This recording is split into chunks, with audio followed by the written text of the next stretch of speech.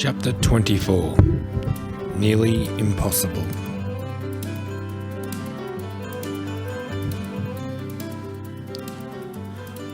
I'd spent nearly the whole night on the floor in Lily's room, not sleeping, while Sam stayed in Jed's room.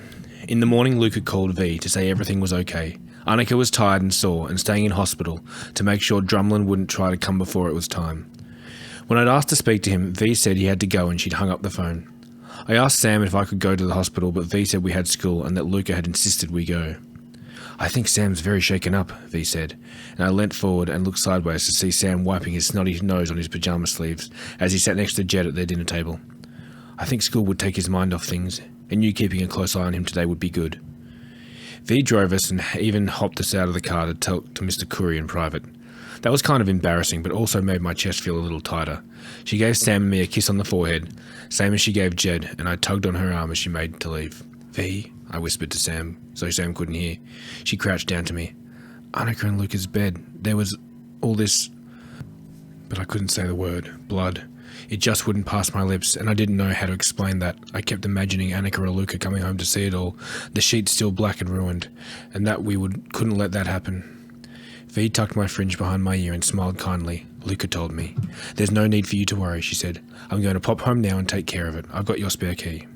It was the weirdest thing to sit through assembly and PE and Mr. Curry talking about prime numbers and active verbs and how the Summer Olympics were coming to Australia next year. And it was nearly impossible for me to concentrate on anything. I don't know how Sam must have felt when it was his actual mother and more his brother stuck in hospital 2 towns over. Jed must have told Aidan and Kira what happened too, because nobody asked any questions. They just seemed to know. It also meant that when the bell rang at the end of the day, nobody, not even Mr. Curry, said anything about me and Sam bolting for the door without bothering to stack our chairs away or make sure our tables were tidied. Luca was waiting at the gate. He'd changed out of his pyjamas into normal clothes, so he must have been home. He was wearing about 1,000,000 frowns and looking so tired. It was like he'd shrunk overnight somehow. I ran right to him and his arms opened the same as always, so I just held on for a minute and then one of his arms lifted and Sam was hugging him too, and I didn't even mind. We walked through the front doors of Rosebud Hospital and the nurses directed us to something called Greenwing, a side of the building where they keep all the families and babies together, even the ones that weren't born yet.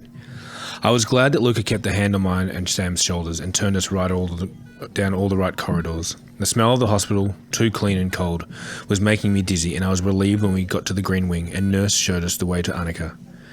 She was sitting up in bed and already had her arms open wide as if she'd heard us coming.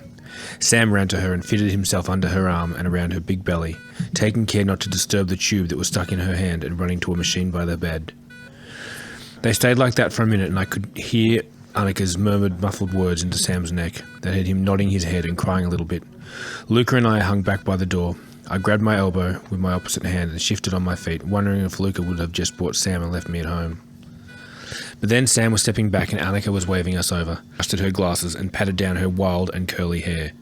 And then I was standing there and she gently cupped my head in her hands and rubbed her thumb around my eyes to wipe the tears away. "Drumlin can have my room, we can share," I said, and I didn't even know those words were there until I blurted them out. Annika shook her head and kept cupping my cheeks. "Hey, that's not why this happened." I started to speak, but Annika shook her head again and looked right into my eyes. "This wasn't because of anything you or any of us did. It was just what happened, okay?" Annika looked up and behind me, and when Luca was hugging me to his side, and I don't remember what happened next, except we stayed together for a while like that in the little white room, where it was just the 4 of us and the sounds of the hospital all around. "It's not so bad. I get all my meals cooked for me," Annika said eventually, and we all smiled a little too wide just because we could.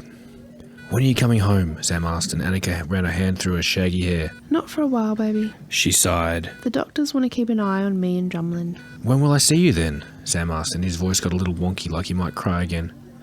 Annika looked up at Luca, who was running his hands over her head, a worry line forming between his eyes. "I'll need to be home with the kids, so the station will give me daylight shifts, but I don't know when I'll be able to get them here during hospital visiting hours." "We'll get the bus after school," I said, "and then during the day over the holidays." Annika looked from me to Luca and back again. "Fredo, I don't know," Luca started. "It's 1 town over from Pop, and I'm catching the bus here from school next year anyway."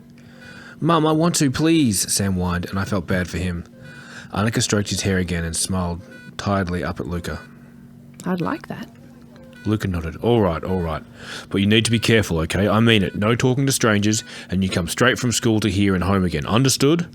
He could never not be a policeman. Eventually, the nurse came back to check the tube that was running out of Annika's hand and to say that visiting hours were almost over.